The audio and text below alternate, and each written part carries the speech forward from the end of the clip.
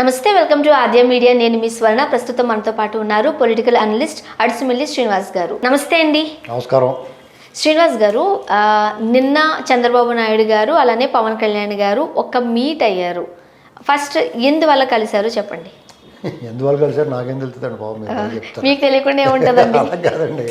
ఇప్పుడు వాళ్ళ మధ్య పొత్తులు ఉంటాయనేటువంటిది ఒక టాక్ నడుస్తుంది. ఓ సంవత్సరం నుంచి పవన్ కళ్యాణ్ గారు సానుకూలంగా స్పందిస్తున్నారు, చంద్రబాబు గారు సానుకూలంగా స్పందించారు కూడా. ఇది మూడోసారో నాలుగోసారో కలవటం మనకు తెలియకుండా ఇంకెన్నిసార్లు కలిసారో అది వేరే విషయం, మాట్లాడుకుంటారు కదా ఫోన్లో గట్టనే. ఇంకోటి ఏంటంటే పొత్తులు కన్ఫర్మ్ అనేటువంటిది స్పష్టత వస్తుంది. ఇది పొత్తుల కోసం కలిసిన సంకేతం అనుకోవాలా? దీనికి అనేక కారణాలు ఉంటాయండి. ఇప్పుడు ఎర్రగొండపాలెంలో చంద్రబాబు నాయుడు గారి మీద రాళ్ళదాడి జరిగింది. దానికి పరామర్శ కూడా అయ్యి ఉండొచ్చు. అక్కడ పవన్ కళ్యాణ్ గారిని ఎక్కడైతే ఎయిర్పోర్ట్ లో నుంచి రానివ్వలేని సిచ్యువేషన్ మనం అక్కడ చూసాము. దాన్ని ఒకరినొకరు ఓదార్చుకోవడానికి, ఒకరినొకరు శ్రద్ధ తీసుకోవడానికి కూడా అయ్యి ఉండొచ్చు. పవన్ కళ్యాణ్ గారు ఢిల్లీలో వచ్చాడు, చంద్రబాబు నాయుడు గారు బీజేపీ రిపబ్లిక్ టీవీలో ఏదో మాట్లాడారు. దానికి సంబంధించి బీజేపీ వైఖరి ఎలా ఉంది, బీజేపీ మనతో కలిసి ఇప్పుడు వాళ్ళ ఉద్దేశం ఏంటి, రాష్ట్రంలో కలిసి వచ్చే పార్టీలు అన్నింటినీ కలుపుకొని జగన్మోహన్ రెడ్డిని ఎట్టి పరిస్థితుల్లోనూ క్లీన్ చేసేయాలి, అక్కడ ఒక్క సీట్ కూడా రానివ్వకుండా ఆ పార్టీని లేకుండా చేసేయాలని అనుకుంటున్నారు వాళ్ళు. ఒక రకంగా చెప్పాలంటే దానికి ఏం చేయాలనేటువంటి ప్రణాళిక వేసుకుంటారు గ్యారంటీగా. వాళ్ళ ఉద్దేశం ఏమేంటంటే వైసీపీ విముక్త ఆంధ్రప్రదేశ్ అంటున్నారండి. పవన్ కళ్యాణ్ గారు అన్నాడు కదా, అలాగా వాళ్ళు ఏదో దానికి తగ్గట్టుగా ప్రణాళిక ఏదో ఉంటుంది, కార్యాచరణను రూపొందించుకుని ఉంటారు. ఏం చేస్తే బాగుంటుంది, ఎలా చేస్తే బాగుంటుంది, ఒకరికొకరు చర్చించుకుంటే అది ఆహ్వానించదగ్గ పరిణామం. ఇంకోటి ఏంటంటే అటు ఇటు శ్రేణులకి, వాళ్ళ నాయకులు, కార్యకర్తలు, సోషల్ మీడియా సంబంధించిన వాళ్ళకి ఒరే వీరు ఎక్కువ దెబ్బడుకోకుండా బాబు మేము బాగా కలిసి ఉన్నాం అన్నట్టు చెప్పడం కూడా ఒకటి ఉంటుంది. జనసేన నుంచి కొంతమంది తీవ్రవాదం మీద మాట్లాడతారు, టీడీపీకి వ్యతిరేకంగా, అంటే వైసీపీకి కలిసి వచ్చేలాగా వాళ్ళందరి నోళ్ళు మూయించడానికి కూడా అయి ఉంటుంది.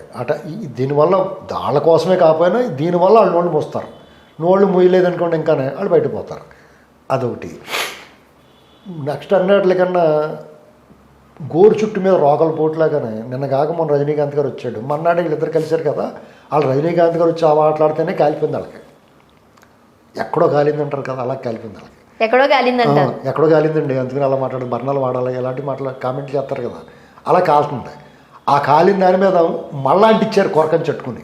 కొరకంచి అంటే తెలుసా, పొయ్యిలో కట్టిపోయి ఉంటుంది కదా, కట్టెల పొయ్యిలో ఆ కర్ర కాలుతా ఉన్నదాన్ని తీస్తే దాన్ని కొరకంచి అంటారు. అది తీసుకెళ్ళి మళ్ళీ అంటించారండి. వీళ్ళిద్దరు కలవడం ఇంకా తట్టుకోలేకపోతున్నారు. వాళ్ళకి మళ్ళీ మాటలు తొడుగుకుంటున్నారు, ఏం చెప్పాలి అర్థమవుక. అసలే వాళ్ళ పరిస్థితి ఎలాగుంది. వివేకానంద రెడ్డి గారి కేసులో సిబిఐ వీళ్ళని ఒక ఆట ఆడుకుంటుంది. అరెస్టులు చేసేసి పట్టుకుపోతే పర్లేదు, అతను నియోజకవర్గంలో తిరుగుతుంటే వాళ్ళు ఊరి చివరి కాపలా కాసి కూర్చుంటున్నారు. వీళ్ళు ఆడు వస్తాడా, ఎప్పుడు పట్టుకెళ్తాడా అది పెద్ద సస్పెన్స్ కింద ఉంది. జనాలు అలాగైతే అరెస్టుల గురించి పని వేసుకుంటున్నారు, వాళ్ళకి అలాగే ఉంది. ఇది ఏం జరుగుతుందో, మన పైన బాగానే ఇచ్చాం కదా, వాళ్ళకి మాట్లాడుకున్నాం కదా, అయినా సరే వస్తున్నారు ఈ దొంగల కొడుకులు అనుకుంటారు వాళ్ళు. ఇలాగ జనరల్ మాటల్లో ఇలాంటి టెన్షన్లో ఒకటి ఉన్నారు వాళ్ళు. ఇలాంటి పరిస్థితుల్లో రజనీకాంత్ గారు వచ్చి చంద్రబాబు చాలా మంచోడు, బాగా చేస్తాడు, విజన్ ఉన్నవాడు, ఇటువంటి వాడు ఉండాలి మీకు అని చెప్పడం ఒక బాధ. దాని మీద రెచ్చిపోయి మాట్లాడారు.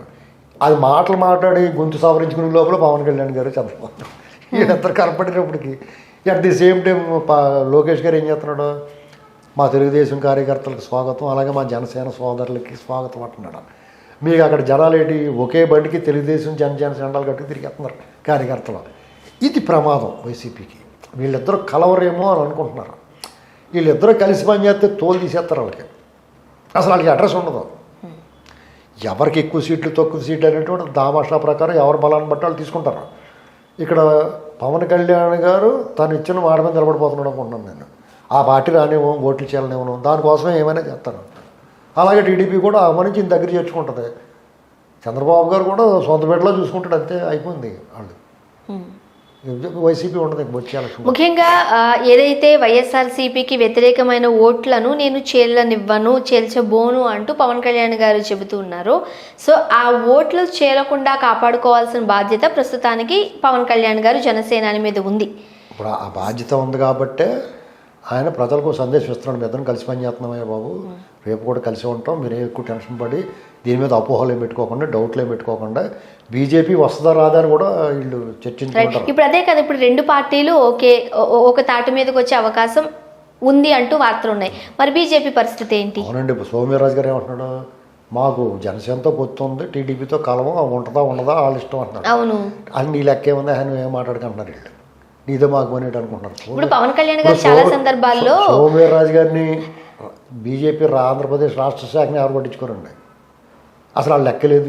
చాలా సార్లు అమిత్ షా గారి దగ్గరకో లేకపోతే ప్రధాని మోదీ గారి దగ్గరకో పవన్ కళ్యాణ్ గారు వెళ్ళినప్పుడు ఇట్లా ఇచ్చారు అపాయింట్మెంట్. సో ఆ నేపథ్యంలో పవన్ కళ్యాణ్ గారు బీజేపీ కలిసి పోటీ చేయబోతుంది రానున్న ఎన్నికల్లో అంటూ వార్తలు వచ్చాయి. ఇప్పుడు చంద్రబాబు నాయుడు గారిని కలిశారు పవన్ కళ్యాణ్ గారు. సో ఇప్పుడు జనసేనాని ఎవరు వెంట వెళ్ళే అవకాశం ఉంది? ఇప్పుడు బీజేపీ దగ్గరికి వెళ్ళి ఇప్పుడు బీజేపీ డబ్బా మూత తీసి చూసాడండి, అందులో ఒక శనగ బద్ద కూడా లేదు, ఖాళీగా ఉంది. కానీ కేంద్రంలో అయితే అధికారంలో ఉంది కదా, అది రేపు ఉంటుందో ఉండదో ఎవరికి తెలుసు. ఓకే, అది అయిపోతే ఇటుకలు కదా, ఇక అత్తతో రాదు ఎవరికి తెలుసు. వాళ్ళ సీన్స్ వాళ్ళ దుకాణం సర్దుకుంటారు, బట్టలు సర్దుకుంటారు, పెట్టెలు పెట్టుకుని సర్దేసుకుంటానికి చెప్పలేం కదండి. ప్రజలు 2 సార్లు అధికారంలో ఉన్నారు, డోకు వచ్చేస్తున్నారు వాళ్ళు పైగానే. దేశం పరిస్థితి ఏం బాగోలేదు, అన్ని ధరలు పెరిగిపోయి, గ్యాస్ మీకు తెలుస్తుంది కదా, గ్యాస్ ధర ఇప్పుడు ఎంత ఉందో అప్పుడు ఎంత ఉంది, ఇవన్నీ చూసిన తర్వాత మీకు ఓటు ఎలాగైపోద్ది, బుద్ధి జ్ఞానం ఉంటే ఓటు ఎత్తట ఎవడన్నా. ఇలాంటివన్నీ ఇప్పుడు దేశాలు ఎంతో ఉద్ధరించేస్తాం కాదు, మీరు రోజు మీ జేబులు ఖాళీ చేసేస్తున్నప్పుడు ఎనాలు తట్టుకుంటారు. ఇలాగా దేశం మొత్తం మీద వ్యతిరేకత ఉండొచ్చు వాళ్ళకి. కర్ణాటక కూడా వెళ్ళిపోయేలాగా ఉంది.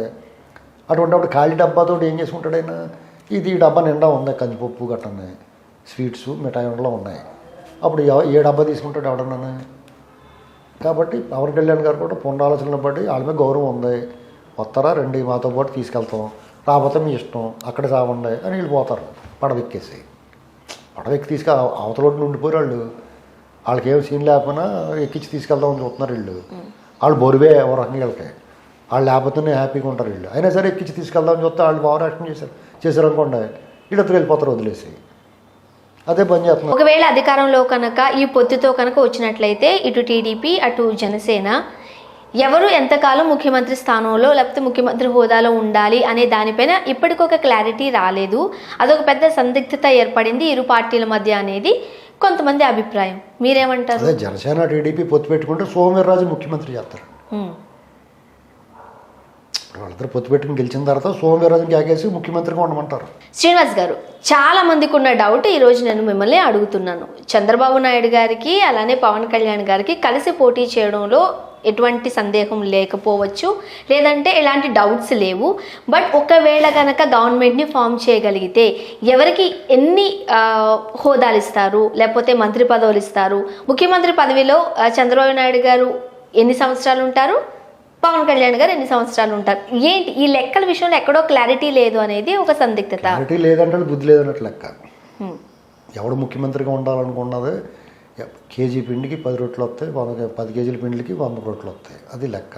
నేనేమనుకుంటున్నానంటే వీళ్ళిద్దరు కలిసి జనసేన టీడీపీ పొత్తు పెట్టుకుని గెలిచిన తర్వాత సోమవీర్రాజు గారిని కేకేసి ముఖ్యమంత్రి ఇస్తారనుకుంటున్నాను. అది ఏంటి క్లారిటీ లేదు మాకు మీరు చెప్పే దాంట్లో. అదేంటే ఇప్పుడు మీరు అడిగిన ప్రశ్నకి ఎవరు ముఖ్యమంత్రిగా ఉంటారనేటువంటి సందేహం ఉంది కదా. నా ఉద్దేశం ప్రకారం సోమవీర్రాజుని చేస్తారు అనుకుంటున్నారు ముఖ్యమంత్రిగా. అయితే చంద్రబాబు నాయుడు గారు ఉండరు, పవన్ కళ్యాణ్ గారు ఉండరు, సోమవీర్రాజుని చేస్తారు ముఖ్యమంత్రి. మరి అలాంటి ఇప్పుడు సోమవీర్రాజు గారితో పొత్తుతో వెళ్ళొచ్చు కదా. ఇప్పుడు వాళ్ళ ఉద్దేశం ఏంటంటే పొత్తు లేకపోయినా సీఎం అవుతున్నప్పుడు పొత్తు ఎందుకు వాళ్ళకి. ఇప్పుడు వీళ్ళిద్దరు గెలిపించి అతను సీఎం చేస్తారు, అప్పుడు ఇంక పొత్తెట్టుకోవాల్సిన అవసరం ఉంది అతనికి.